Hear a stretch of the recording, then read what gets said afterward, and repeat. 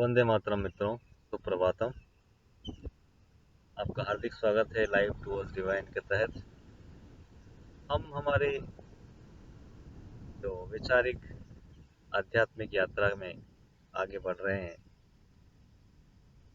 हम सुनते आ रहे हैं, सुनते आते हैं और काफी जगह कोट किया जाता है कि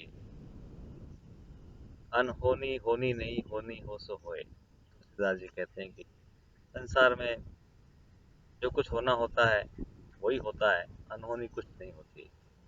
फिर भी हम सब जीवन भर शिकायतें करते हैं, परेशान होते हैं, चीज़ों को मैनिपुलेट करते हैं, प्रयास करते हैं। ये जो कहावतें होती हैं, जो घटनाएं होती हैं, जो वृत्तांत होते हैं, वो हमें कभी अकर्मण्यता की तरफ न ले जाएं, हम अकर्मण्य न हो जाएं। लेकिन हमारी समझ डेवलप होनी चाहिए, हमारा विश्वास डेवलप होना चाहिए, हमारी जो एक परेशान होने की जो टेंडेंसी उस पर विराम लगना चाहिए। हम बहुत जल्दी चीज़ों के प्रति आसक्त अनासक्त दोनों ही स्टेट में हम एक्सट्रीम होते हैं। या तो हम अनासक्त हो जाते हैं या बहुत आसक्त हो जाते हैं, बीच का कोई रास्ता ही नहीं होता है।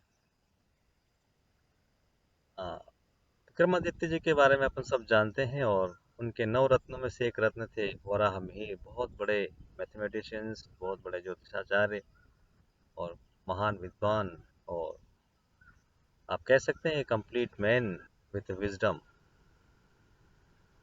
विक्रमादित्य के पुत्र रत्न पे, जैसे कि राजाओं के यहाँ और सभी लोग, हम सब ज्योतिष का सहारा लेते हैं कि भाई क्या क्या होना चाहिए, क्या ध्यान रखना है। उनका पुत्र रत्न प्राप्त हुआ उनको, विक्रमादित्य को।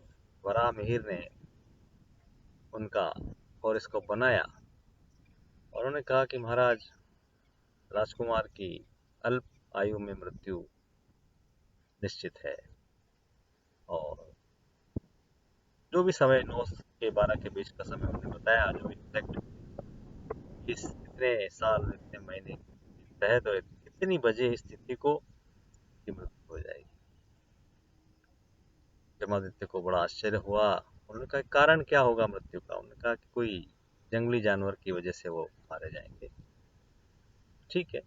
अब बहुत सारे एस्ट्रोलॉजर्स की सजेशन लिए जाते हैं, कोई एक दो की नहीं, सब ने अपने अपने दृष्टि से, लेकिन he was very precise. Varaha Mihir ने कहा कि ये होगा।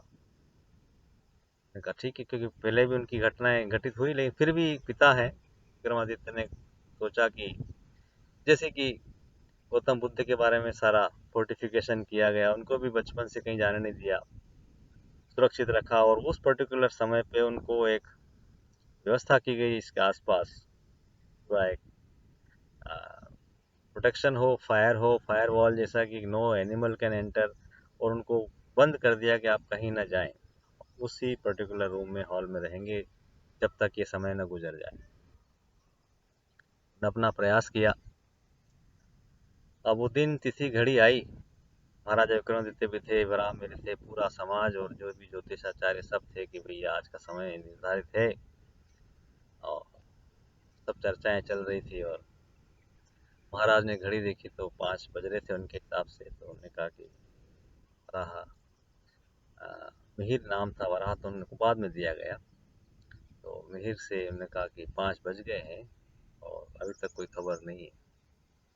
वराह मिहिर ने कहा कि नहीं महाराज, अभी 5 नहीं बजे हैं, समय से नक्षत्र अपने गति से चल रहे हैं, घड़ी और उसमें कुछ फासला हो सकता है, लेकिन अभी 5 नहीं बजे। और 2 मिनट के बाद ही खबर आई कि राजकुमार वीर गति को प्राप्त हो गए। और विक्रमादित्य वॉज सरप्राइज्ड। उनको बहुत दुख हुआ, बहुत कि पुत्र को खोने का, लेकिन उनको एक अपार हर्ष भी हुआ कि मेरे राज्य में ऐसे ज्योतिषाचार्य हैं, ऐसे गणितज्ञ हैं जिनको इतना प्रिसाइज कैलकुलेशन है। उन्होंने बोला कैसे हुआ, कोई जानवर आ नहीं सकता, कोई व्यक्ति परिंदा पर नहीं मार सकता, बच्चे को किसी जानवर ने कैसे मार दिया वहां जाके। उसने कहा कि वो जब हॉल में घूम रहे थे तो एक वराह सुअर का फेस ऊपर की तरफ लगा होता है, जैसे यूजुअली हम देखते हैं पैलेस के अंदर, और वो हवा का एक झोंका आया, एक तूफान का बवंडर टाइप, और उस वराह के फेस को उखाड़ दिया और वो सीधा गिर गया, उनके सिर में लगा और इंस्टेंटली। देखिए मित्रों, मैं आपको किसी चीज़ की तरफ पुश नहीं कर रहा हूँ, लेकिन how much things are precisely design. जीवन में जो कुछ घटनाएं होती हैं, जो कुछ भी काम होते हैं, वो कोई न कहीं न कोई इंडिकेशन है, कोई न कोई बैकग्राउंड है, कोई न कोई बैलेंसेस है, जो भी कार्मिक प्रारब्ध जो भी आप कहें।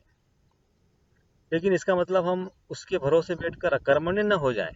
लेकिन हमारा जो एक मानसिक त्रास है, परेशानी है, उससे हमको बचने की आवश्यकता है। थिंग्स आर क्वाइट फिक्स, पर अगर आपका जीवन आध्यात्मिक है, अगर आपने अपने आप को ईश्वर को सौंप दिया है, अगर आपको पूर्ण रूप से भरोसा ईश्वर में है और ईश्वर की ही शरणागति में, तब ये सारे गणित, सारे ज्योतिष, सारे प्लेनेटरी पोजिशन, ये सब आपके काम की नहीं होगी।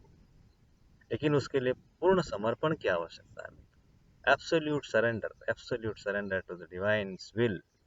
तब ये चीजें लागू नहीं होती। हम देखते हैं कि एक ही घड़ी में, एक ही मोमेंट पे अगर देखा जाए, अगर यूनिवर्स में, पूरे वर्ल्ड में निकाला जाए, कितने ही लोग होंगे जो एक पर्टिकुलर डेट को जन्म लिया होगा, और समय भी लगभग वही होगा, सेकंड्स, कुछ फ्रैक्शन ऑफ सेकंड्स फर्क हो सकता है, लेकिन फिर भी उनकी डेस्टिनी अलग अलग होती है।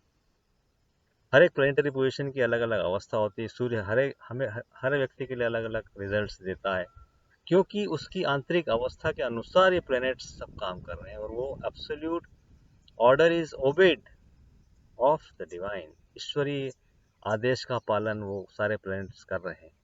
सारे ग्रह, तारे, नक्षत्र सब उनके अधीन चल रहे हैं। हमको, हमारा जीवन अगर उस तरफ समर्पित है, तब इन चीजों से हम उठ सकते हैं, और वही घटना, वही चीज आपको हजारों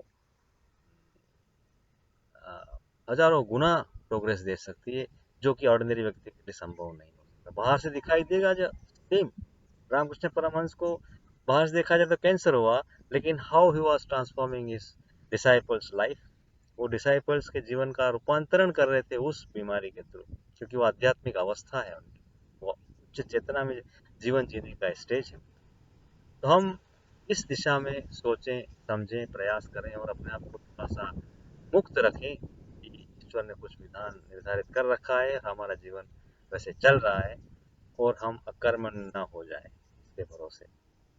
और समय का अभाव मित्रों, फिर से डिस्कशन जारी रहेगा। वंदे मातरम।